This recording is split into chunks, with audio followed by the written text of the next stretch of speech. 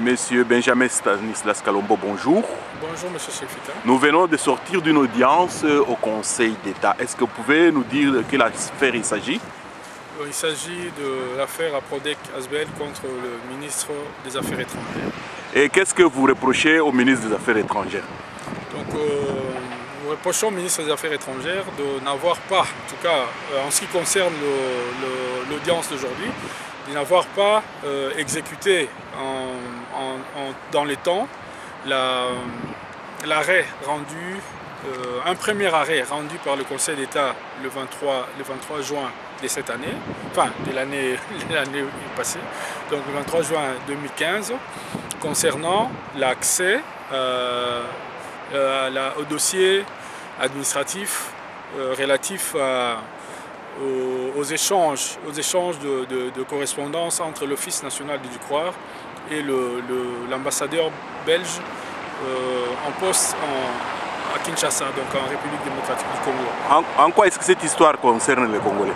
Donc cette histoire concerne les Congolais puisque l'Office du Croire avait demandé un avis de l'ambassadeur concernant le marché obtenu par ZS, qui est, je pense que beaucoup de vos lecteurs en ligne connaissent maintenant l'affaire. Donc cette société avait obtenu deux contrats, un de fourniture de kits biométriques d'enrôlement des électeurs et un contrat concernant le nettoyage du fichier électoral grâce à un logiciel AFIS. Et ces deux contrats nécessitaient en tout cas d'obtenir des polices d'assurance crédit au cas où il y avait un risque de guerre, un changement de régime, que la société ZS serait toujours remboursée par son assureur fédéral, donc l'Office national du Croire. Oui, ah bon, maintenant, donc, quel document vous cherchez auquel vous ne parvenez pas à accéder? Donc, nous cherchons tous les documents échangés, en tout cas, entre, comme je l'ai dit tantôt, l'Office et les Affaires étrangères. Donc, concernant le contrat lui-même, concernant les contrats, en tout cas, les deux contrats commerciaux, les deux polices accordées, enfin couvrant les deux contrats, les différentes correspondances confidentielles ou pas, en tout cas en la matière, il n'y a pas de confidentialité puisque c'est des documents administratifs. Donc, y compris l'analyse du dossier par l'Office, on pousse un peu plus loin puisque vu ce qui s'est passé au Congo, au niveau de la Prodec, on a toujours cru que la fraude électorale en RDC a une origine, c'est ici. Et quand on dit ici en Belgique, c'est principalement les affaires étrangères et l'Office national du Croire qui savaient pertinemment ce qui allait se passer au Congo parce que le matériel utilisé par ZS c'était de vieux logiciels qui ne pouvaient même pas être, qui sont incapables en tout cas de lire les empreintes digitales correctement. Et on savait très bien qu'on courait le risque d'avoir des doublons, des milliers de doublons, puisque bon, si déjà le nombre d'électeurs dépasse les 25 millions, vous comprenez qu'avec des logiciels de vieux processeurs Celeron dont la vitesse, enfin c'est de vieux processeurs Celeron qui devaient nécessairement se planter, et en se plantant, rien que les machines eux-mêmes déjà pouvaient fabriquer de faux électeurs. Et ça, ZS le savait, l'Office le savait, puisqu'on avait dénoncé cette affaire-là depuis longtemps. Ils ont laissé faire, raison pour laquelle on s'est retrouvé avec beaucoup de doublons. Et d'ailleurs, ce qui est curieux, c'est que la même société ZS a obtenu le deuxième contrat qui consistait à nettoyer les faux électeurs qu'elle-même a pour finir créé grâce à son logiciel complètement bidon. Bon, mais là, où est-ce que ça coince? Qu'est-ce qui vous a amené jusqu'ici au Conseil d'État? Donc on est venu au Conseil d'État pour en tout cas que le Conseil d'État donne une injonction au ministre de nous laisser accès aux documents dont je vous ai énuméré tantôt. Donc bon, c'était une procédure d'injonction. Oui, en suivant le plaidoyer d'aujourd'hui, il me semble que l'avocate du ministère des Affaires étrangères a dit qu'ils ont envoyé les documents en bonne et due forme. Non, pas du tout. Ils ont simplement répondu à à notre lettre de demande, hein, pour finir, comme dans le premier arrêt rendu le 23 juin 2015. Donc, pendant la procédure, le ministre n'avait pas répondu du tout de manière explicite via une lettre écrite.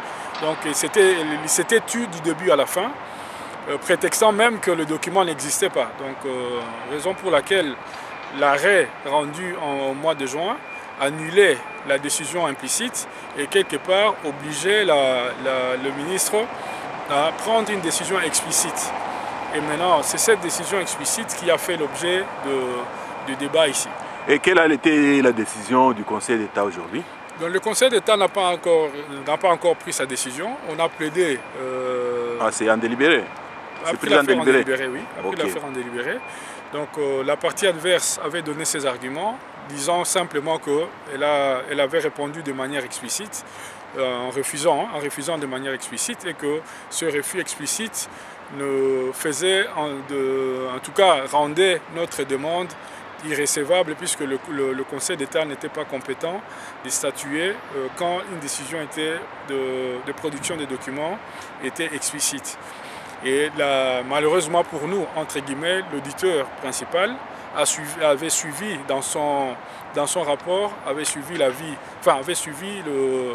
les conclusions de la partie adverse, et nous sommes venus plaider justement le contraire, parce que le premier arrêt indiquait dans son corps que la partie adverse devait nous rendre, en tout cas publier les documents.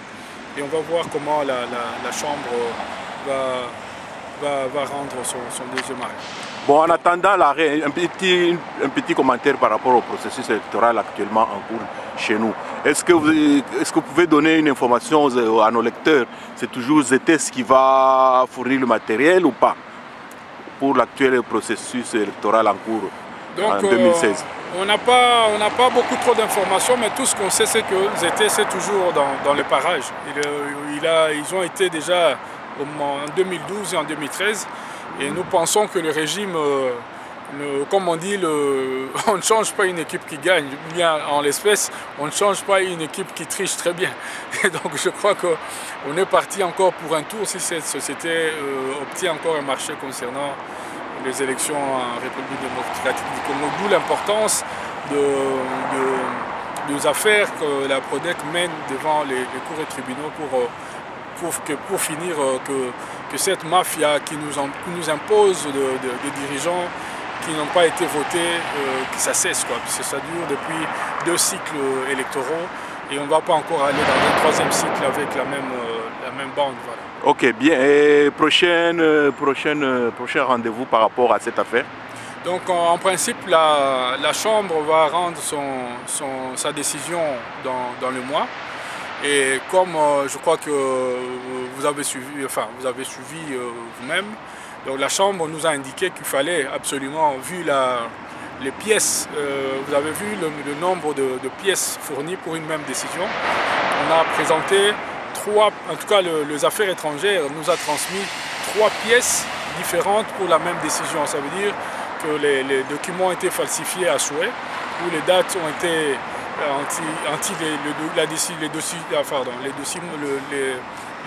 l'instrumentum de décision ont été falsifiés, où on a mis des cachets antidatés et enlevés et puis remis. Donc la Chambre elle-même nous a dit qu'il faut carrément introduire un autre recours concernant l'annulation de la fameuse décision explicite en parallèle avec la décision d'injonction si elle aboutit pour nous. Ok, Monsieur Benjamin Stanislas Kalombo, nous vous remercions. Merci, c'est moi qui vous remercie.